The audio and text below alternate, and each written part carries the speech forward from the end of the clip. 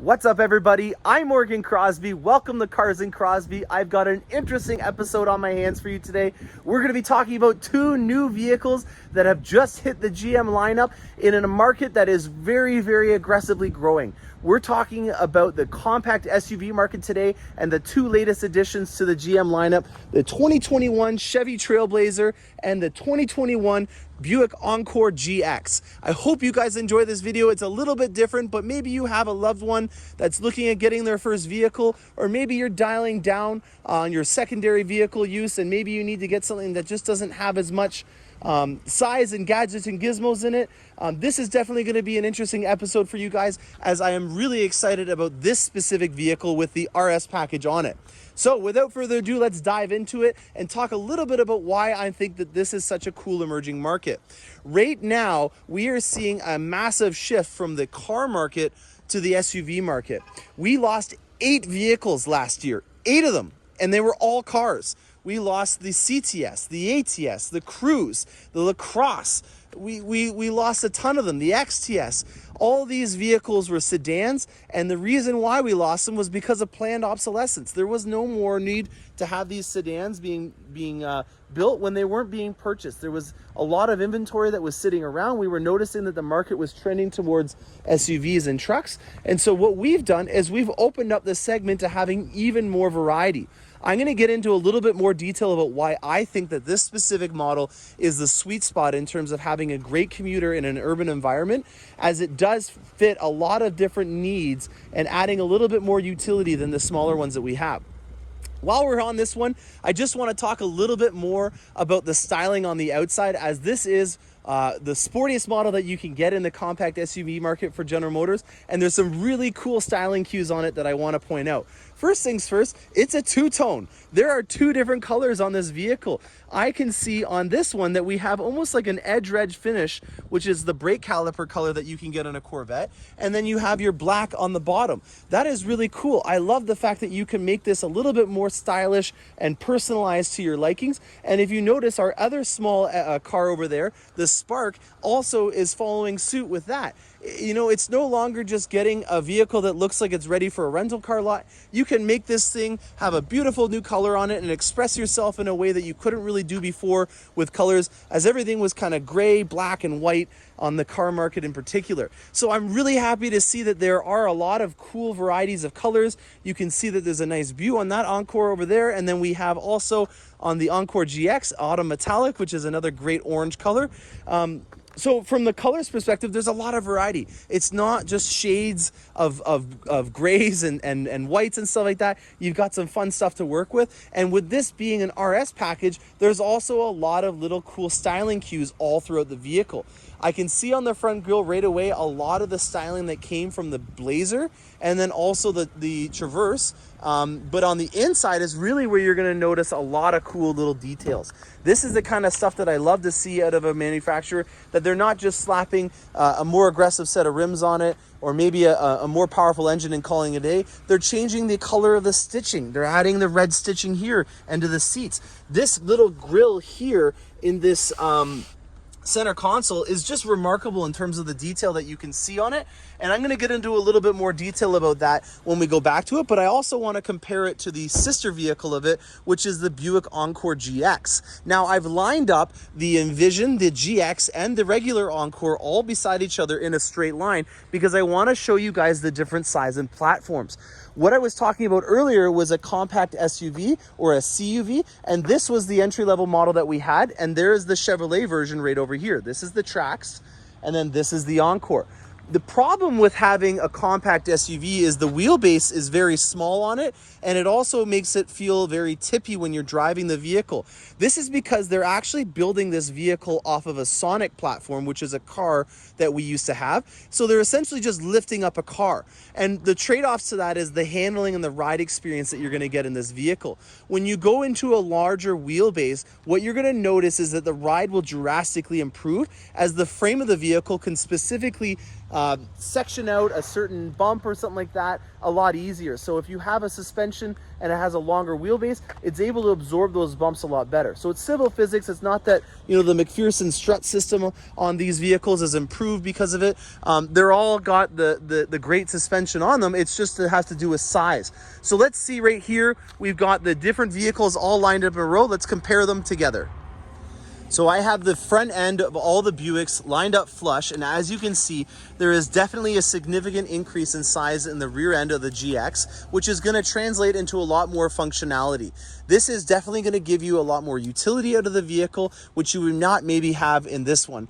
Oh wow, look, there's the Buick silhouette on the floor here, and that's because it has the functional tailgate, where if you just do a little soccer kick there, you're going to have your hands-free tailgate open up and close from the same method there. I guess while we have this open, let's just take a quick look inside. You'll see that with the seats now down in this format, it's a little bit different than on the Buick Encore, where you had to flip this underside out. It's a lot more convenient to be able to do that. Here's our first look at the Whisper Beige interior. Very cool styling. If you really think about the Buick in particular, they do a really good job at affordable luxury. You know, it looks really great. There's a lot of great styling cues in it, but at the price point that it's at, it definitely is in a league of its own. So I'm just going to use the key fob here to close the tailgate. It may not be programmed yet to be able to close that. A lot of times from the factory, it just has the open feature at the beginning. And let's take our first look at the midsize SUV, which is the the Envision. So the Envision is a little bit larger in length than the GX, but where you're really going to notice the difference in the size is in the width. When you go to a mid-size SUV, you're going to really see them get a lot wider, and that's going to be the biggest increase in them, whereas this is a little bit longer and, in my opinion, the sweet spot. So this is in the middle. You got a lot more utility out of it. We saw the hands-free tailgate, which was pretty cool. Let's talk a little bit about why we have two vehicles of the same exact size in the same GM lineup. That has a lot to do with the fact that there's a lot of different types of people that are going to be purchasing these vehicles, and we understand that in terms of ownership benefits, and then also what kind of features and creature comforts that you find valuable to you. For me, obviously, with having a Corvette, I value the sportiness and the styling of the vehicle, and without a doubt, this RS package on here is doing the trick for me. But for other people that may not care about the performance and the styling as much, having a luxurious ride and a longer warranty is in something that maybe they'd be interested in. So what I mean by that is the ownership benefits of this are a little bit different in that we are focusing on somebody that owns the vehicle longer and doesn't drive as much. This has a 4-year, 80,000 kilometer basic coverage warranty, which is your bumper to bumper, and then you also have on it a 6-year warranty, whereas this has a 5-year warranty, and then a 60,000 kilometer or 3-year, whichever one comes first, for the bumper to bumper. So a little bit more aggressive driving, maybe more high mileage. Maybe this is a transition vehicle, whereas this one may be something that you're looking at downsizing and owning for a longer period of time, and it's a great candidate for leasing because the 4-year lease would coincide with your warranty as well. So I hope you guys enjoyed the outside. I hope you guys also understand a little bit more about why this CUV market is booming right now, and hopefully you guys can take a little bit more of a look on the inside with me right now and see some more styling cues that we have inside of these CUVs.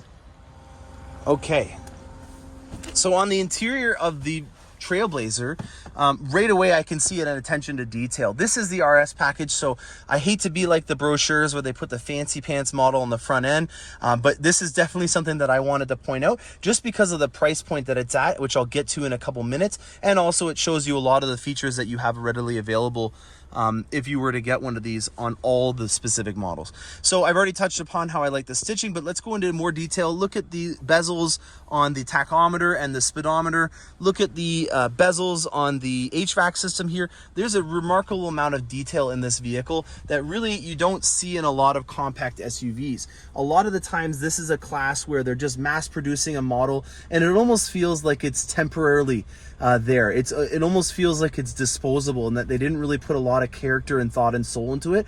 And this is the first time that I've been in a compact SUV where I got the feeling of longevity and that somebody really wanted to make this thing last. That may be something that's personal to me and maybe my opinion that you may not agree with, but I'm sure there's a lot of times that you've been into a smaller little dinky car and felt, hey, this doesn't really feel like it's built to last. In this vehicle, after driving it and feeling how it handled. It feels solid. I love the little attentions to detail. This is the kind of stuff that's going to make somebody want to take care of this for years to come. And I can really appreciate that this is starting to come into a new segment for General Motors. I already touched upon the back seats of this vehicle. There are USB and USB-Cs in here with a wireless charging pad. You'll also see that it has driving assist aids like lane keeping assist. You have your RS feature here for making it a little bit more sporty. But most importantly, what I really want to touch upon is this all-wheel drive button here. The compact SUVs for us have an all-wheel disconnect, which is brand new. We haven't had that before, and a lot of other vehicles in the segment are not going to have anything close to this. What this means is that in the summer months, if I have an all-wheel drive model, I don't have to have it always using those. Those front wheels are parasitic. Those rear wheels are parasitic, meaning that they're just using fuel for no reason. There's no extra need for having all-wheel drive in the summer. So if I press this button down here, it's going to disconnect from all-wheel drive to being front-wheel drive just with a touch of a button, and you can see it right over there as well. And that's going to save me roughly around $200 a year in gas just for having it in front-wheel drive when I'm in the summer. That to me is really, really well thought out, but a lot of people don't go to the extra mile of doing that. It's the over-engineering like that we're starting to see in the CUV market, which is the reason why I'm making a video like this. It's finally getting to the point where they're putting a lot of really great ideas into a segment that normally got a lot of bad reps for it. On the Buick side, things like seeing a little silhouette with a hands-free tailgate, those are great. I would never have ever seen that kind of feature on a smaller SUV before, and we're finally starting to see that. So let's go on to the price points of these vehicles. On this specific model, in a financing option currently right now for the fall season, it's around $98 a month taxes in. And that's without any additional features or benefits. You may have a family member that works for General Motors, or maybe you're a frontline worker that gives you some extra benefits. Also, if you're a recent graduate or certainly still in school, you can get a benefit from that.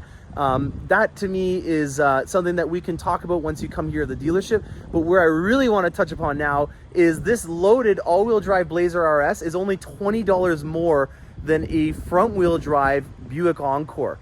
That to me is absolutely remarkable. Usually when you see, the fully loaded, done up model with all the sporty stylings, you're gonna see a major increase in your price. To have only $20 more to get this type of model, that to me is absolutely remarkable, and it's definitely something worth noting. So if you are interested in anything in the compact SUV market, you now know that I am very eager to try to help you out with this. Please do not hesitate to give me a shout. I'm Morgan Crosby, and happy motoring.